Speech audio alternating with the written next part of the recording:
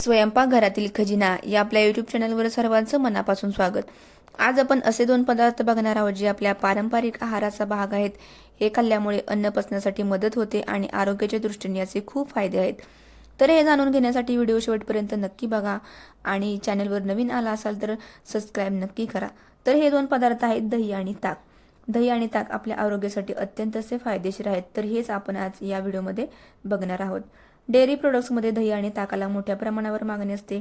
आपण दुधापासून दही तयार करतो आणि त्याच दह्यापासून त्याचं ताकसुद्धा तयार करता येतं. तर घरीसुद्धा आपण चांगल्या प्रकारे दुधापासून दही तयार करू शकतो आणि त्याच्यापासूनच ताक तयार करू शकतो. दुधापासून जेव्हा दही तयार होतं त्याच्यामध्ये मोठ्या प्रमाणामध्ये प्रोटीन्स निर्माण होतात आणि हे आपल्या शरीरासाठी अत्यंत असे महत्त्वाचे ठरत असतात.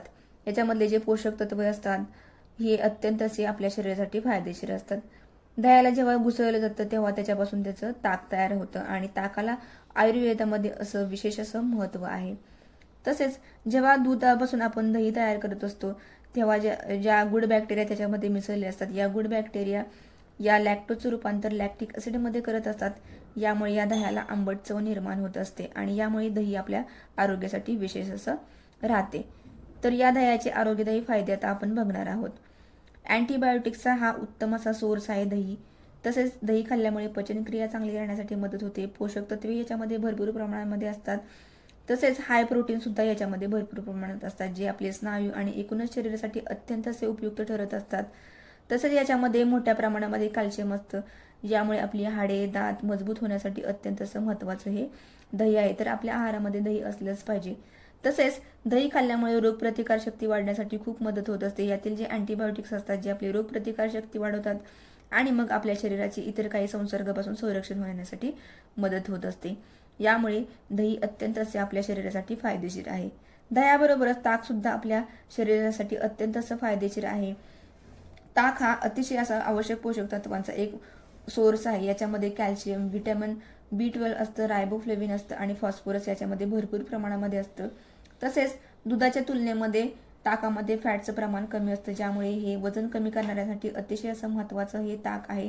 त्यांच्या आहारामध्ये हे ताक असलंच पाहिजे, कारण ताक खाल्ल्यामुळे किंवा पिल्यामुळे ताकाचा आहारात आपल्या समावेश असला की वजन कमी करण्यासाठी मदत होत असते. तसेच आपली पचनक्रिया सुधारते. याच्यातील जे कॅल्शियम आहे, फॉस्फरस आहे, जे हाडे मजबूत करण्यासाठी आणि आपले एकूणच शरीर निरोगी ठेवण्यासाठी मदत करत असते.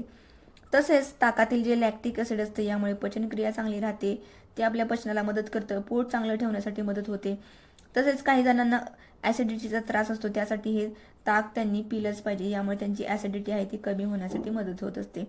यामुळे एकूणच दही आणि ताक आपल्या शरीरासाठी अत्यंत असे फायदेशीर आहे.